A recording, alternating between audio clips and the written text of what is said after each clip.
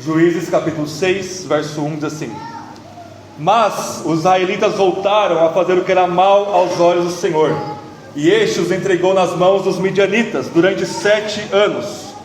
Os midianitas eram mais fortes que Israel, e por isso os israelitas fizeram esconderijos nos montes, nas cavernas e nas fortalezas. Porque acontecia que quando Israel semeava, os midianitas, os amalequitas e os outros povos do leste invadiam suas plantações, e acampavam na terra e destruíam as plantações até chegarem a Gaza, e não deixavam mantimento em Israel, nem ovelhas, nem bois e nem jumentos. Subiam com seus rebanhos e tendas, viam em multidão como gafanhotos. Tanto eles como seus camelos eram inumeráveis, e entravam na terra para destruí-la. Assim Israel se enfraqueceu muito por causa dos midianitas. Por isso os israelitas clamaram ao Senhor. Quando os israelitas clamaram ao Senhor por causa dos midianitas, o Senhor lhes enviou um profeta, que lhes disse: Assim diz o Senhor, Deus de Israel: Eu vos fiz subir do Egito, e vos tirei da casa da escravidão. Eu vos livrei das mãos dos egípcios e das mãos de todos os que vos oprimiam.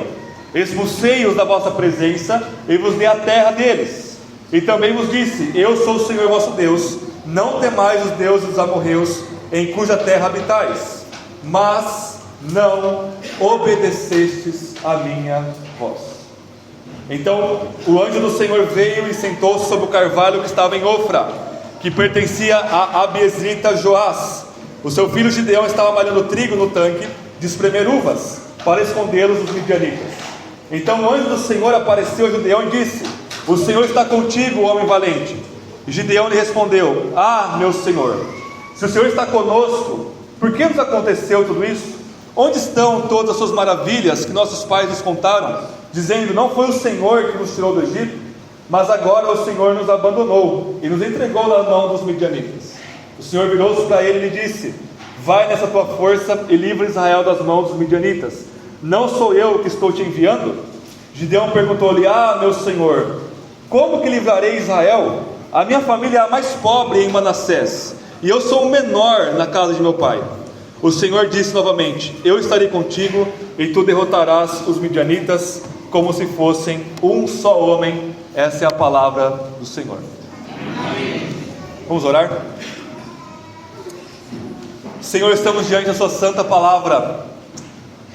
Como nós cantamos agora, o Senhor somente é santo, e portanto a sua palavra necessariamente é como o Senhor. Ela é santa, viva e eficaz, porque a palavra do Deus que é santo e vivo está entre nós em Cristo Jesus. Que a sua palavra fale conosco poderosamente, apesar do pregador. Que a sua palavra perfura-nos e fira-nos no mais profundo da nossa alma, e traga-nos cura através da graça que há em Jesus Cristo nosso Senhor.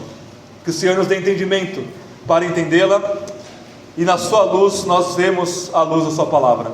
Santifique nossas afeições para que possamos amar a sua palavra, e através dela amar o Senhor acima de tudo, e ao nosso próximo como nós mesmos.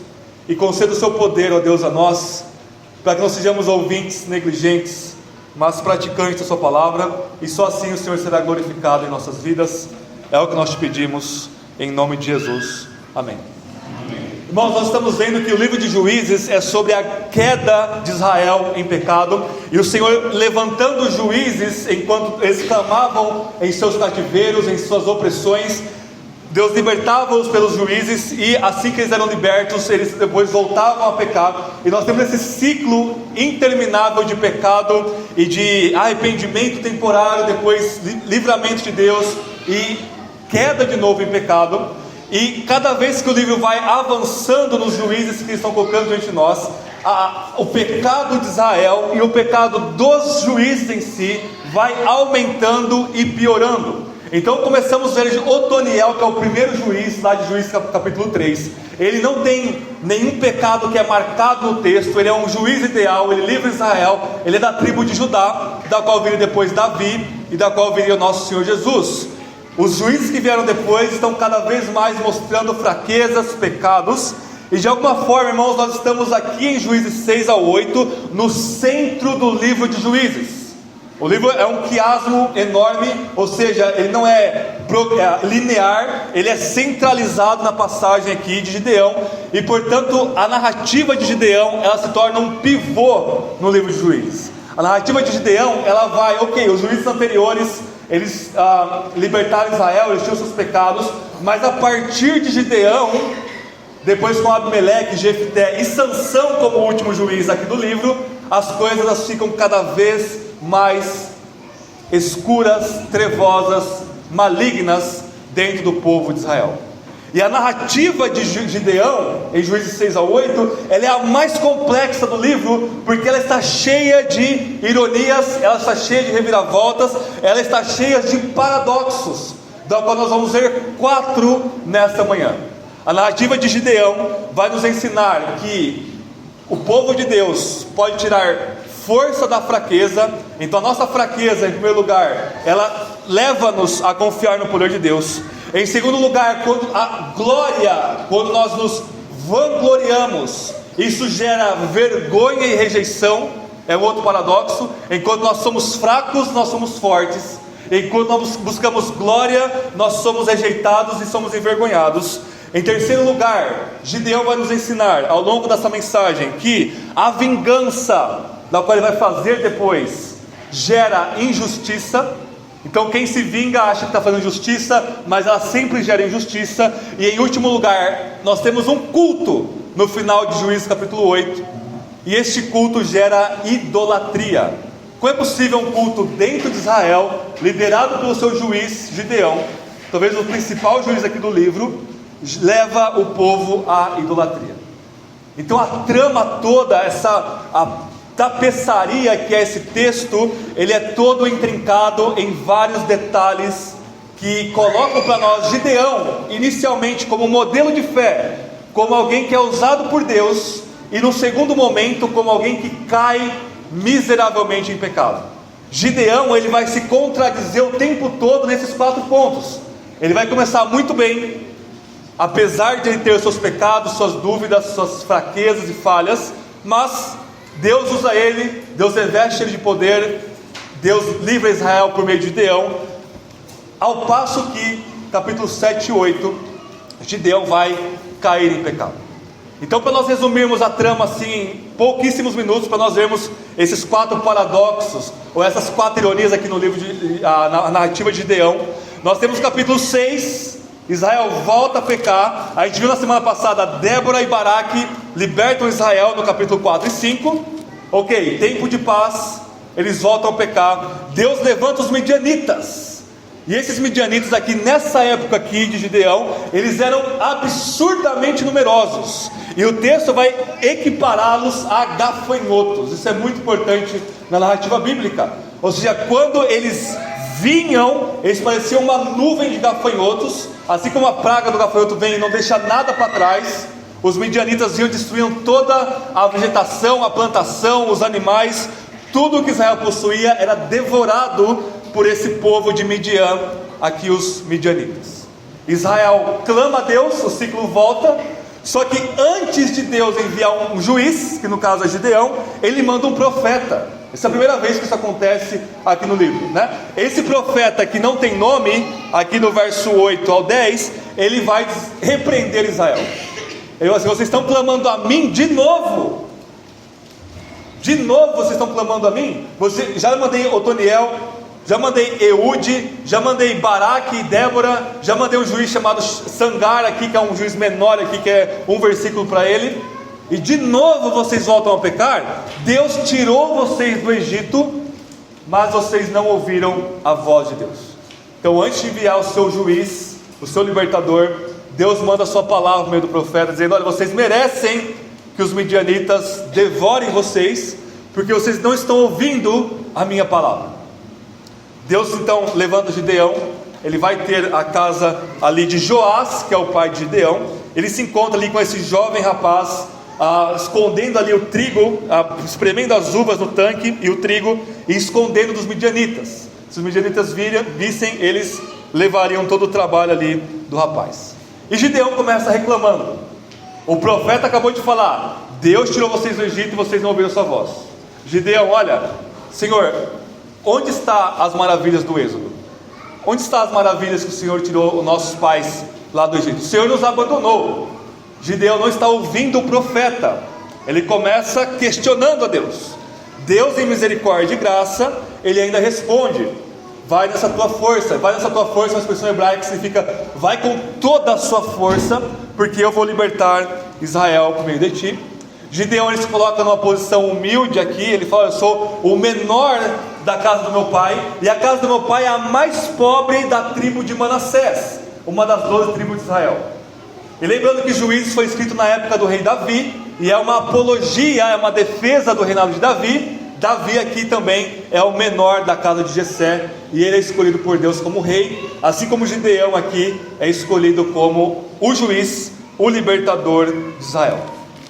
No restante do capítulo 6, Gideão ele se encontra com o anjo do Senhor, ele constrói um altar legítimo de adoração a Deus, e ele começa a destruir os altares de Baal. Israel está em idolatria, está adorando Baal, é um deus dos cananeus, deus do trovão, e o principal lugar de adoração a Baal naquela cidade de Gideão era na casa do pai dele, Joás. Ele vai lá, reúne ali alguns homens, destrói aquele altar, e a cidade toda fica enfurecida com ele, né? E o pai dele tenta salvar ele, só que não desculpando ele. O pai dele é um idólatra também. Ele diz: olha gente, não matem meu filho, porque ele está lutando contra o nosso Deus, ele está lutando contra Baal, então que Baal venha puni-lo. Ao mesmo tempo que Joás protege Gideão de morrer, Joás está dizendo: olha, nosso Deus vai derrotá-lo, Baal vai disciplinar meu filho. Ele está lutando contra o nosso próprio Deus, Baal, né? E aí Gideão ele ganha um novo nome, ele ganha um apelido que é Jerubaal, né? Jerubaal significa aquele que luta contra Baal, né? Isso é uma forma pejorativa, tá? Então os adoradores de Baal estão lutando contra o nosso Deus, ok, esse é o seu estigma, essa é a sua maldição, o nosso Deus vai te punir. Esse era o estado de idolatria do povo de Israel aqui. No capítulo 7, ele vai ser levantado para vencer os midianitas. Ele reúne ali mais ou menos 32 mil homens. Deus fala: é muita gente para eu libertar Israel, né? Diminui. Quem tiver com medo, vá para casa. Gente, aqui isso não é repreendido como uma falha moral de quem estava com medo. Lá em Deuteronômio fala, uma lei lá de Deuteronômio fala que aqueles que têm medo de ir para a guerra podem ficar em casa. Desses 32 mil, 22 mil homens estavam morrendo de medo dos midianitas, não é para menos, era uma multidão incontável de exército. Voltam para casa, 10 mil homens ficam, está no capítulo 7, do começo em diante. E aí Deus fala: ainda tem muita gente, porque a glória da vitória vai ser minha, e não do número que vocês estão levantando aí. Eles vão para um rio, aqueles que se abaixassem para tomar água com a mão, como se fosse um cachorro, o texto fala, eles vão ser escolhidos. Aqueles que se abaixarem para beber direto com a boca na água, eles podem ir para casa. Um teste de Deus ali. 300 homens apenas fazem beber água na prontidão, né? Já olhando para ver se não tem nenhum inimigo vindo. É com esses 300 homens que Deus derrota os midianitas.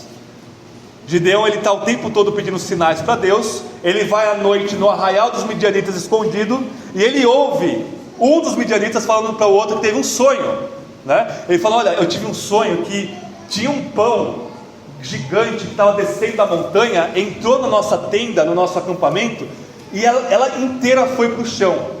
E o outro midianita, isso é providência de Deus, isso é Deus revelando isso para eles. O outro midianita pagão falou assim: isso é a espada de Gideão, que vai vir contra nós, e nós somos entregues na mão dele. E todo mundo fica apavorado. Deus coloca o seu terror em todo o acampamento daqueles inumeráveis midianitas. Gideão ele se ajoelha, glorifica a Deus, porque naquele momento ele tem certeza da vitória. Ele vai junto aos seus 300 homens, eles estão com jarros na mão, trombetas na boca. Eles falam: ao meu comando, vocês quebram os jarros para fazer um estrondaço de um barulho, e toquem a trombeta e clamem pelo Senhor, por Yahvé e por Gideão. Quando eles fizeram isso, os midianitas apavorados, não sabiam para onde iam, fugiam, e Deus derrotou ali os midianitas. No final, só para nós resumirmos a história, 2 reis midianitas fogem, 2 príncipes ali fogem, ele vai persegui-los, ele para em 2 cidades israelitas. Essas cidades israelitas, lá no capítulo 8, elas não atendem Gideão, não dão comida para Gideão, que estava faminto ali com seu exército. E Gideão fala: olha, eu vou perseguir esses reis midianitas, quando eu voltar, eu vou punir vocês. E de fato ele persegue esses 2 príncipes aqui, esses 2 governantes midianitas, volta e pune as 2 cidades de Israel. Depois o povo no final tenta fazer dele rei, ele fala: eu não vou ser rei, nem meus filhos. E ele termina o capítulo 8 levando Israel de volta à idolatria. Essa é a história bem resumida de Gideão para nós. Começa com seus pecados, mas usado por Deus, é usado por Deus de forma climática, suprema, na sua libertação em relação aos midianitas, e termina adorando falsos deuses e desviando Israel da adoração ao único Deus verdadeiro. Essa é a trama complexa, maravilhosamente tecida aqui de Gideão para nós. Vamos ver então os 4 paradoxos. Em primeiro lugar, a história de Gideão nos ensina que o povo de Deus é fraco, e é da sua fraqueza que eles tiram a força e o poder de Deus. Gideão falou: eu sou o menor, Juízes 6,15, eu sou o menor, a casa do meu pai é a mais pobre. E Deus falou quase: é por isso mesmo que estou te escolhendo, eu vou escolher o mais pobre, o menor, para libertar o meu povo, né? Lá viram comigo a página aí, ainda no capítulo 6, verso 34, diz assim: então o Espírito do Senhor se apoderou de Gideão, e ele tocou a trombeta para convocar os abiesritas, que se juntaram a ele. Então nós temos aqui esse paradoxo: Gideão não vale nada, não tem nenhuma força, e é o Espírito do Senhor que o reveste como se fosse um manto de guerra, e o empodera, o capacita, o unge a libertar Israel. Irmãos, esse padrão de fraqueza que Deus usa para demonstrar o seu poder, ele é presente de Gênesis a Apocalipse, de Adão até Cristo. Esse é o padrão de Deus. Pense comigo em Adão. Nós temos os 6 dias da criação, os 3 primeiros dias são paralelos aos dias 4, 5, 6. E a criação é algo estrondoso. A criação é algo que lá em Jó, os anjos estão aplaudindo a Deus, boquiabertos, tamanha grandeza da demonstração do poder na criação. Ele cria a luz no dia 1, separa a luz e as trevas. No dia 4, ele cria o sol, a luz e as estrelas. Que criação estrondosa, bilhões de vezes maior do que o nosso mundo, estrelas incontáveis. Deus demonstra sua glória ali. O sol governa o dia, a lua e as estrelas governam a noite. Elas dão a estação, o ritmo, para que a humanidade venha a existir e glorificar a Deus. Dia 2, Deus separa as águas de cima das águas de baixo. Dia 5, Ele cria as aves e os peixes. E o texto hebraico lá de Gênesis fala que Deus criou as grandes criaturas marinhas. Então a gente pode pensar nos inúmeros tubarões, baleias e tudo quanto é tipo de peixe gigantesco, com uma força estrondosa. Águias no céu, e Deus criou esses animais poderosíssimos. No dia 3, aparece a porção seca, a terra. No dia 6, Deus cria os animais terrestres. E aí o texto fala que Ele criou os grandes animais terrestres. Nós pensamos no leão, no urso, em todas as criaturas absurdamente poderosas. E a narrativa de Gênesis 1, ela é centrada na perspectiva do homem. Os animais são grandes e pequenos, fortes ou fracos, com base no ser humano. E aí o terreno todo está preparado. Deus vai criar o ápice da criação, a coroa da criação, a criatura mais importante, Adão e Eva, o casal que vai ser o rei e a rainha da criação, aquele que vai ser a imagem de Deus, aquele que vai governar sobre todas as coisas, debaixo do governo de Deus. A criação do homem é decepcionante, né? Imagine a criação esperando Deus formar o rei.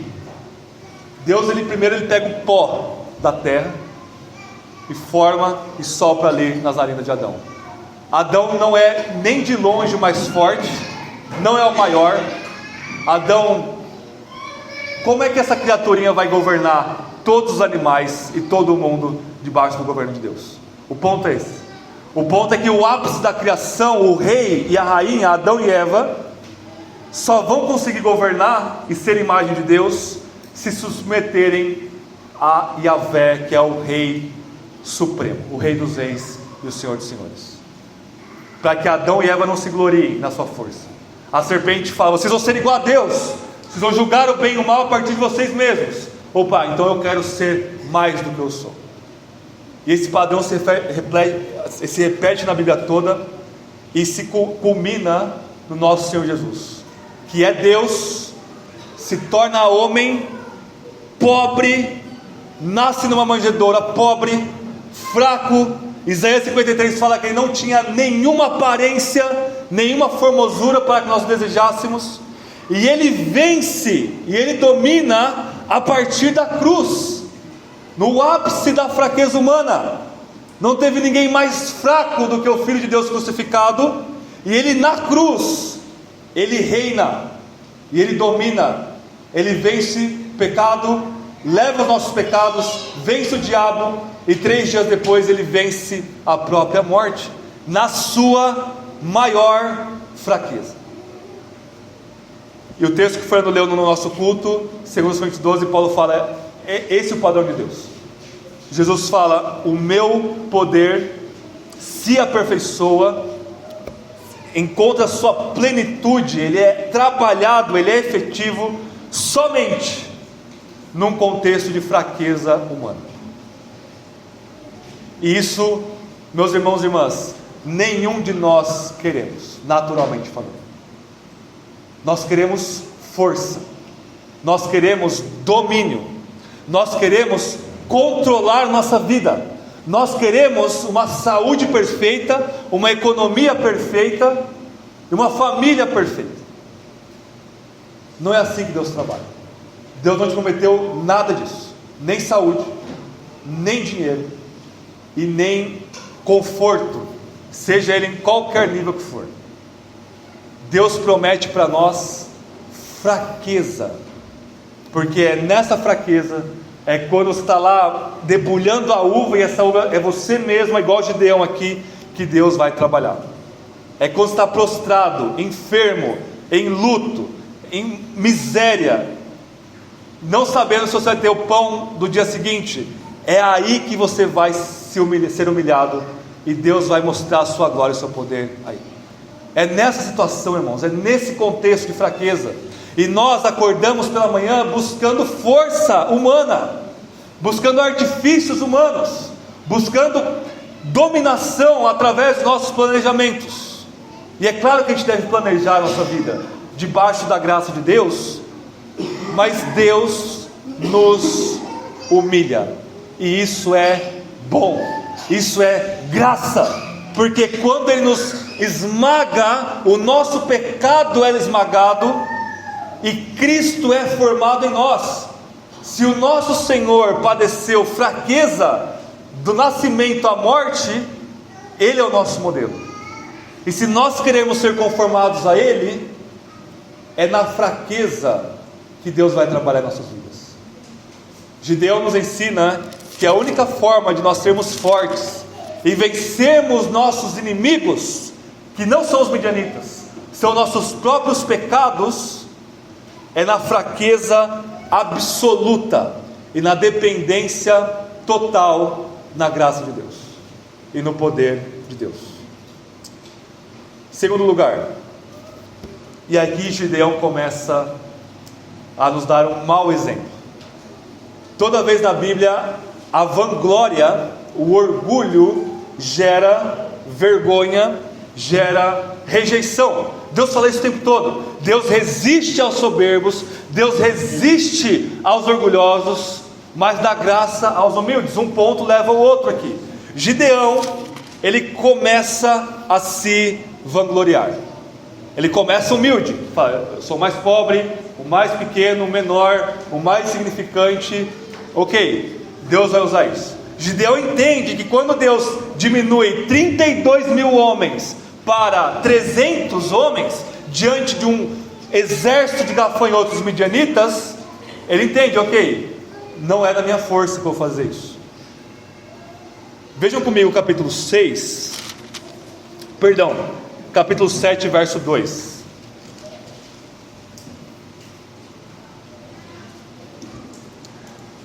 Capítulo 7, verso 2 diz assim: o Senhor Yahvé disse a Gideão: o povo que está contigo é grande demais para entregar os midianitas em suas mãos, para que Israel não se glorie contra mim, dizendo: foi a minha própria mão que me livrou. Então Gideão sabia, e Deus tinha falado para ele, que o motivo dele diminuir o exército é para que eles não se gloriassem. O tema da glória, então, ele perpassa toda a trama de Gideão aqui. Não é para ter tanta gente assim, para que vocês não se gloriem, para que vocês não se orgulhem, para que vocês não confiem na força do braço de vocês. Gideão entende, ele obedece, 300 homens que livram Israel ali. Ok, Gideão começa muito bem, mas olha o momento de virada na narrativa. Capítulo 7, verso 18. Juízes, capítulo 7, verso 18. Diz assim: quando eu e todos que estiverem comigo tocarmos a trombeta, tocai também as trombetas ao redor de todo o acampamento e gritai: pelo Senhor e por Gideão. Quem que mandou ele fazer um grito desse? Por Yahweh, pelo Senhor nosso Deus. Ponto. Não, ele precisa colocar o nomezinho dele ali. Pelo Senhor e por mim e por Gideão, nós estamos indo contra os midianitas. Deus tinha falado: não se glorie, eu estou escolhendo você porque você é um nada mesmo, porque você não vale nada mesmo, a glória vai ser toda minha. Israel, ele vai em meu nome, Deus está falando. E Gideão, sutilmente, nesse momento de euforia, ele quer glória para ele mesmo. Por Yahvé, pelo Senhor, e também por mim, por Gideão. Isso é tão absurdo como você levantar pela manhã e dizer: eu vou à igreja por Deus e pelo pastor William. Você já sabe que está perto da condenação eterna se você falar uma coisa dessa. É tão ridículo quanto isso. Ok, 300 homens, vocês vão por mim, é por Deus também, mas vocês vão lá por mim. Gideão, ele quer glória para ele. Tem um outro momento que ele vai mostrar a humildade, lá no capítulo 8, verso 22, Israel quer torná-lo rei. Em Juízes 8, 23, ele fala assim, porém Gideão lhe respondeu: nem eu, nem o meu filho reinaremos sobre vós, mas o Senhor reinará sobre vós. Isso aqui é maravilhoso. Isso aqui é uma frase maravilhosa da graça de Deus na vida de Gideão. Ele conhecia Deuteronômio 17. Ele fala: não vai ser eu que vou ser rei. Esse é o grande problema de Juízes. Israel não tinha rei, e portanto cada um fazia o que era reto aos seus próprios olhos. O grande problema de Israel então em Juízes é a falta de rei. E o povo então falou: então Gideão vai ser nosso rei. Gideão fala: Deus não me chamou para isso. Deus não me chamou para ser rei, e eu não vou ser, nem eu, nem o meu filho. O irônico é que ele fala isso da boca para fora. O irônico é que ele fala: eu não vou ser rei, e a partir daqui ele começa a agir como rei. A partir daqui ele se torna um monarca de Israel de uma forma pecaminosa. A partir desse ponto ele começa a liderar Israel até na sua adoração, que ele não deveria fazer. E como um rei, não da boca, não de formal, mas informalmente, ele desvia Israel. Como os reis pagãos, ele se casa com várias mulheres, ele tem 70 filhos. Esse é o processo de canaanização que nós estamos vendo. Que processo é esse? É o processo de Israel se tornar como Canaã. É o processo da igreja do povo de Deus, Israel, se tornar como o mundo. O seu rei é como os reis pagãos poligâmicos. Um desses seus filhos, que vai ser o próximo juiz, a gente vai ver semana que vem, Abimeleque. Abimeleque em hebraico, Ab significa pai, Melech, rei. Abimeleque significa o meu pai é rei. Gideão batizou o filho dele nesse nome. Eu não vou ser rei nem meu filho, mas aquele meu filho ali, ele vai chamar o meu pai é rei. Olha que miserável, né? Juízes está cheio de humor assim, vocês podem rir à vontade, tá? Juízes é uma mistura, linha por linha, de humor e tragédia, porque o pecado é ridículo, né? Nós podemos zombar aqui de Gideão à vontade, porque o texto está zombando dele. Da vanglória surge a vergonha. No exato momento que Gideão se vangloria, coloca o seu nome do lado do nome de Deus, ele começa a cair. No exato momento que ele faz isso, Deus some da narrativa bíblica. Deus estava aparecendo até aqui, metade do capítulo 7, capítulo 8 e 9, Deus não aparece mais na narrativa. Deus não está com Gideão mais. O orgulho sobe, Deus rejeita, afasta, abandona a pessoa, e ela é entregue à idolatria e à morte do seu próprio coração. Esses somos nós, sem a graça de Deus. Nós queremos glória, nós queremos nos mostrar, e é por isso que Deus não trabalha com fortes, Deus não trabalha com poderosos, Deus trabalha com os fracos, para que a glória seja dele. Deus diz em Isaías 42: eu sou o Senhor, este é o meu nome, a minha glória eu não darei a ninguém. Se você quer glória, você vai se colocar numa disputa contra Deus, e Deus é o seu adversário, e adivinhe, você vai perder essa luta. Terceiro lugar, o terceiro paradoxo de Gideão, e esse é muito pesado, a narrativa é muito forte: a vingança gera injustiça. Então a fraqueza gera poder em Deus, a vanglória gera vergonha, e a vingança gera injustiça. E esse texto é muito prático para nós enquanto igreja. Vejam comigo o capítulo 8. Vamos ler a narrativa do verso 5 ao 9. Depois a gente vai ler só mais um texto aqui do capítulo 8, para nós acompanharmos o texto. Juízes capítulo 8, a partir do verso 5, diz assim: Gideão disse aos homens de Sucote. Sucote era uma das cidades israelitas além do Jordão, que estava entre os israelitas.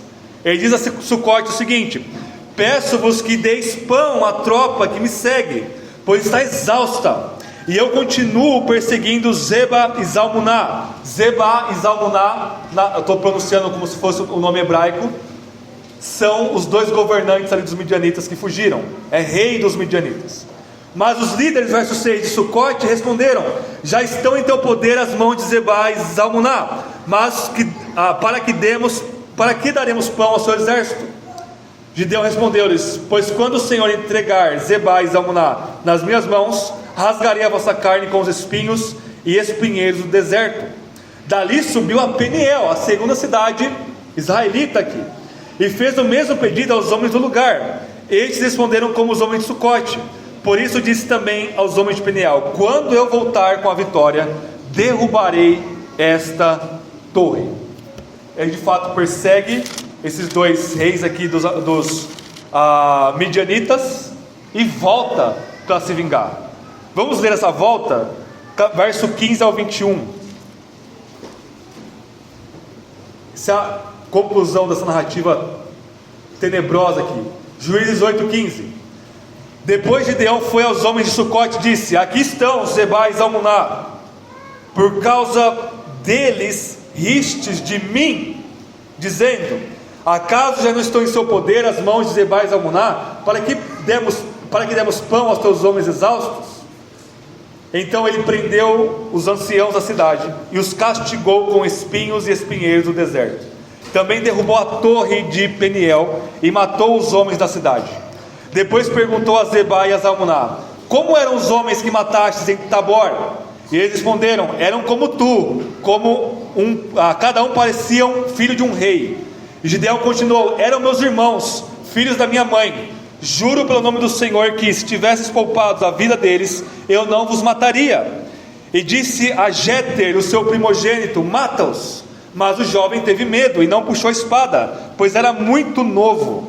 Então Zebá e Zalmunna disseram: vem tu mesmo e mata-nos. Para isso é preciso ter coragem de homem.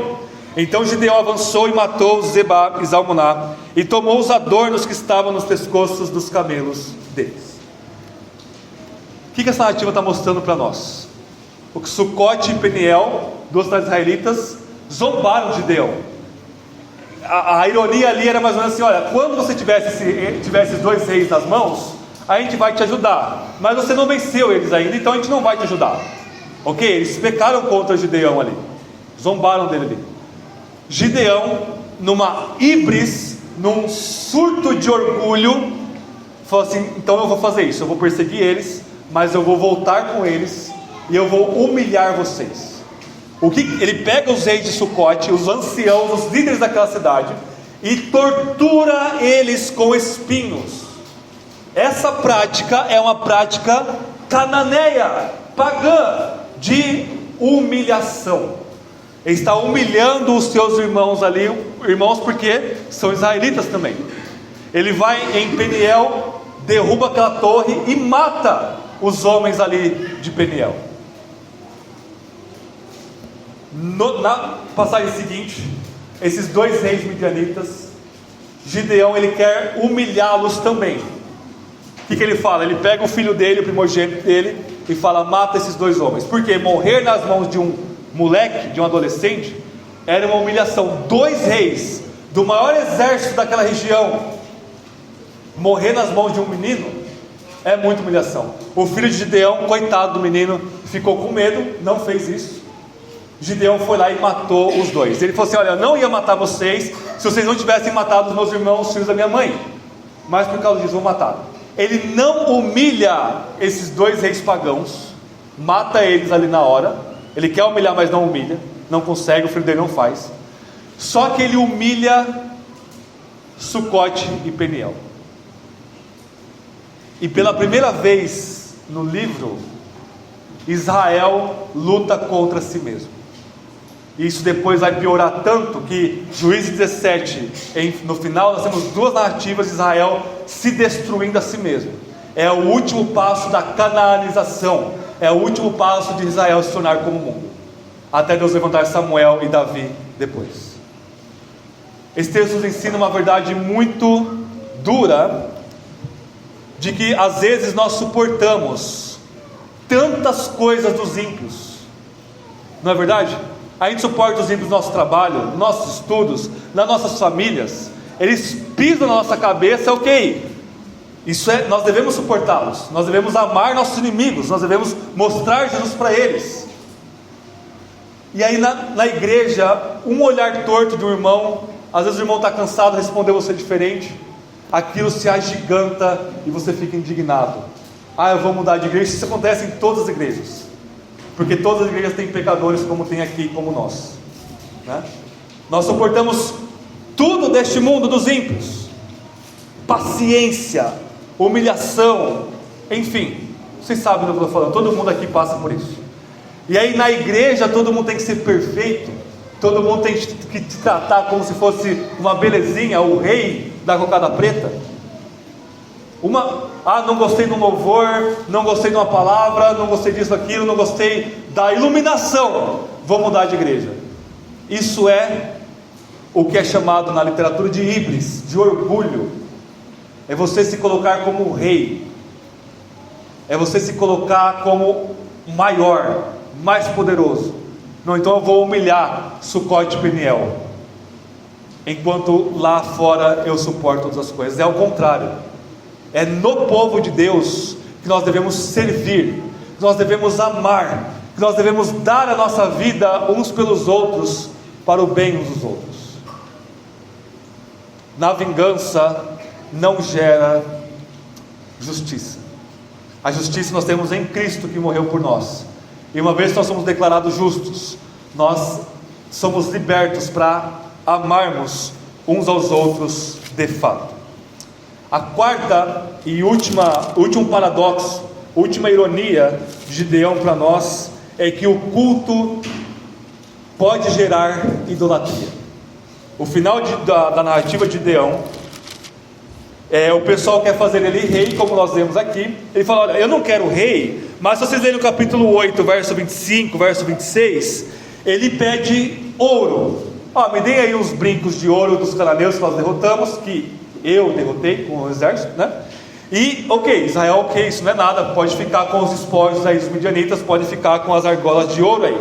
Verso 27, Juízes 8, 27 fala assim: Gideão fez com esse ouro um colete sacerdotal e o pôs na cidade em Ofra, e todo o povo de Israel se prostituiu ali com ele, tornando-se uma armadilha para Gideão e para a sua casa.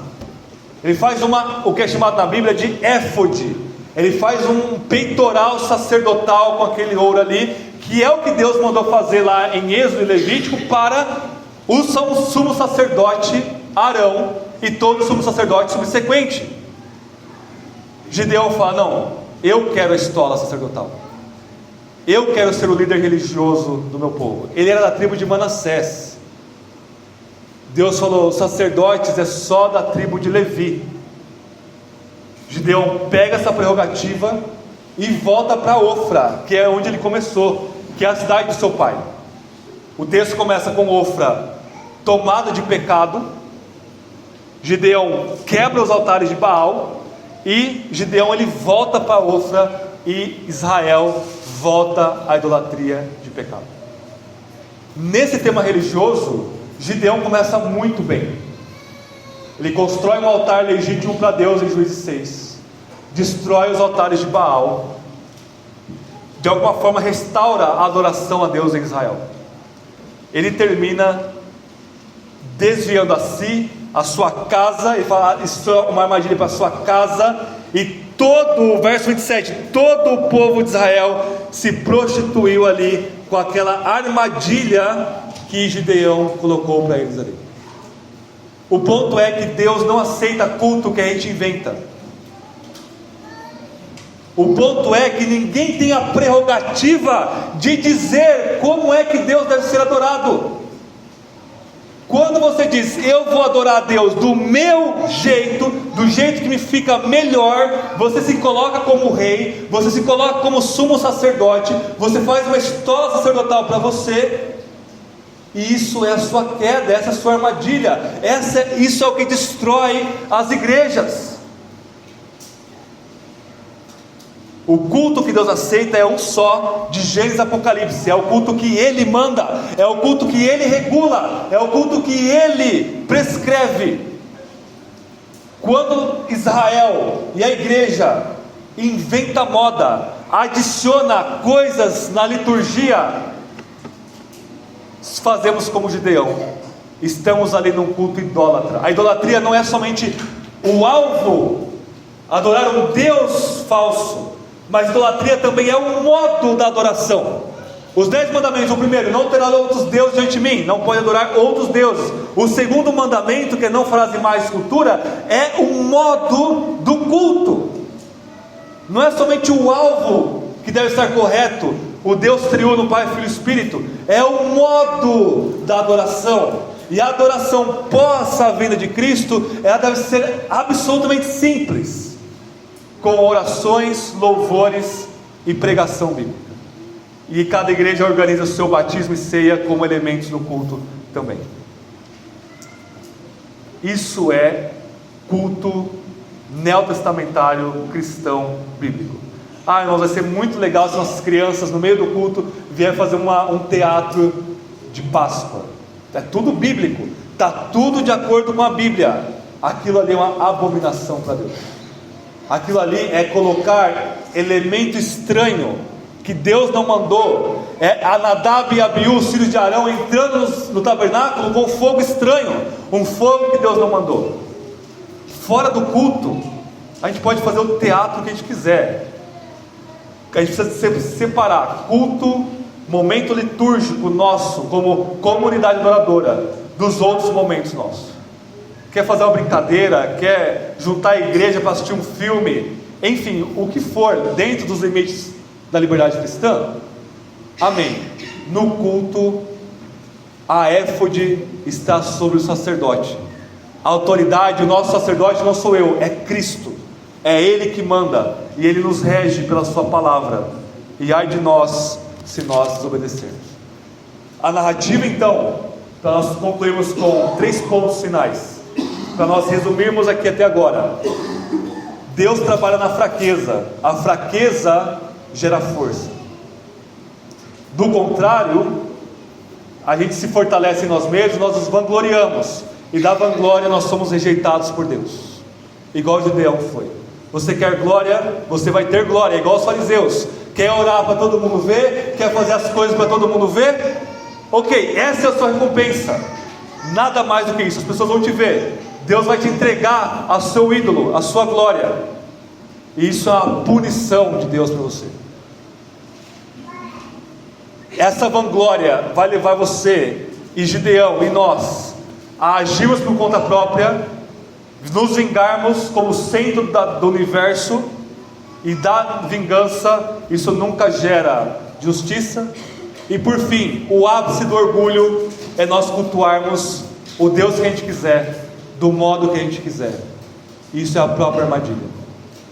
O culto aceitável a Deus então vem da fraqueza, da confiança em Deus e da submissão à justiça de Deus e à palavra de Deus. Enquanto Gideão é rejeitado por querer ser forte, por querer glória, por querer vingança e por querer adorar a Deus como ele bem entender. Para concluirmos, 3 conclusões práticas e teológicas, na verdade, para nós dessa narrativa, bem rápido. Primeira delas, Juízes capítulo 6, verso 22 ao 24, diz assim: quando Gideão viu que era o anjo do Senhor, disse: ai de mim, Senhor Deus, eu vi o anjo do Senhor face a face. Porém o Senhor lhe disse: paz seja contigo, não temas, não morrerás. Então Gideão edificou ali um altar ao Senhor e o chamou Yahweh Shalom, o Senhor é paz. E até hoje o altar está em Ofra dos Abiezritas. Gideão nos ensina sobre o Evangelho. Gideão, diante do anjo do Senhor, ele fala: olha, fica aqui como um sinal, eu vou lá preparar um alimento e eu vou trazer. Se você estiver aqui quando eu voltar, eu vou saber que você é o anjo do Senhor. O anjo espera, Gideão traz ali 10 quilos de farinha de pão ali para o anjo ali.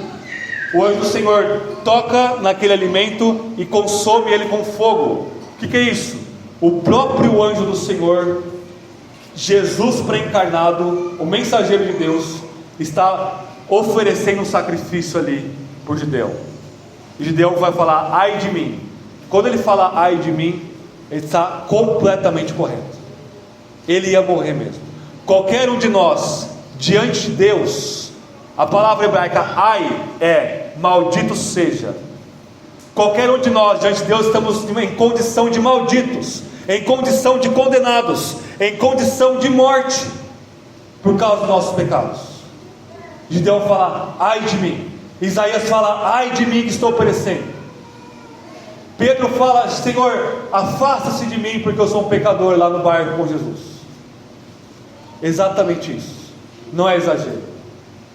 Sem um mediador, se encontrar com Deus é morte, é a pior coisa, é a coisa mais terrível que existe.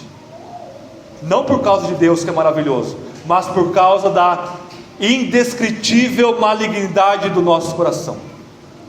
E o anjo fala: paz seja contigo, eu já ofereci o sacrifício aqui em fogo.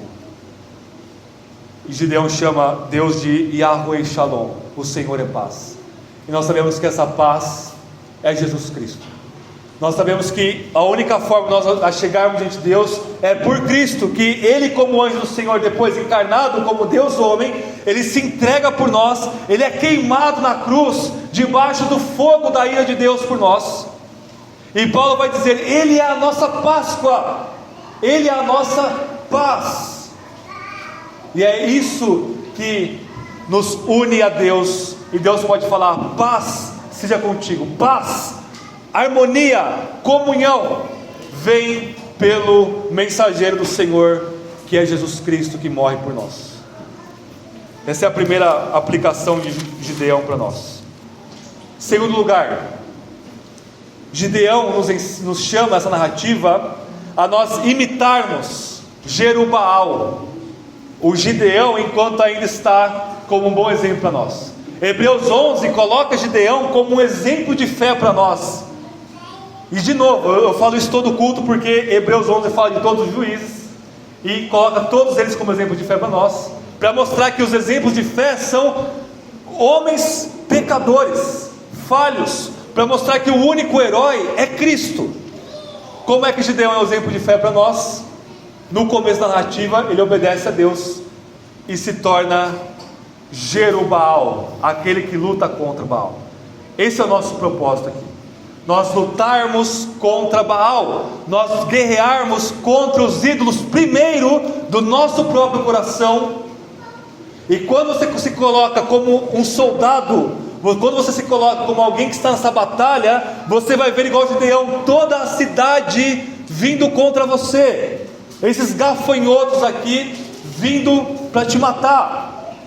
Enquanto você é um cristão de nada, enquanto você não é sal e luz, enquanto você é cristão apenas na igreja, ninguém se incomoda com a sua existência. Mas a partir do momento que você toma vergonha na cara e começa a viver a fé cristã, a pregar o evangelho, a mostrar Cristo para as pessoas, vocês acham que os ímpios todos vão se converter aos seus pés? Não, eles vão se enfurecer. E quanto mais eles se enfurecem, mais você demonstra o amor de Deus para eles. O pai de Gideão entregou ele a Baal. A gente vê a nossa própria família vindo contra nós. Mas esse é o chamado. Jesus falou: eu vim trazer espada, eu vim dividir famílias, eu vim dividir povos. E é exatamente isso, porque os povos odeiam o Filho de Deus, a qual nós representamos e levamos o seu nome. Terceiro lugar, para nós concluirmos, a narrativa de Gideão. Lembrem que Juízes é um livro profético. Ele é tido pelos judeus como um profeta, e portanto ele aponta para o momento final de Deus. A narrativa toda aqui vai ser retomada no Apocalipse. Os midianitas são descritos como gafanhotos que se juntam todos para matar o filho da mulher, o filho da promessa, Israel, no vale de Jezreel, aqui nesse vale da luta final aqui. Lá em Apocalipse, os gafanhotos, que são um símbolo para os demônios agindo através dos ímpios, antes de Cristo voltar, vai vir com tudo contra a igreja. E isso, toda a história da igreja é uma realidade. Quando a igreja brilha a luz do evangelho, o mundo todo range os dentes de ódio contra nós. O século passado foi o século que mais teve conversões da história da igreja, e o século que mais teve mártires da história da igreja. As duas coisas andam juntas: conversões e testemunho poderoso, ódio e martírio em relação ao mundo. E isso só vai se intensificar até a volta de Cristo Jesus. O que Gideão faz? Toca a trombeta de Deus, os gafanhotos caem por terra. Gideão é um tipo de Cristo. Cristo, na última trombeta, na voz do arcanjo, como diz o apóstolo Paulo, ele rasga os céus e com o sopro da sua boca ele mata todos aqueles que não o servem. Glória a Deus por isso. Gideão nos ensina a termos esperança. Então, que a igreja, por menor que seja, por mais que tenha 300 homens apenas, a nossa força, a nossa fé e confiança, e a nossa esperança e o nosso amor está no Deus que nos chama em Cristo Jesus. Amém?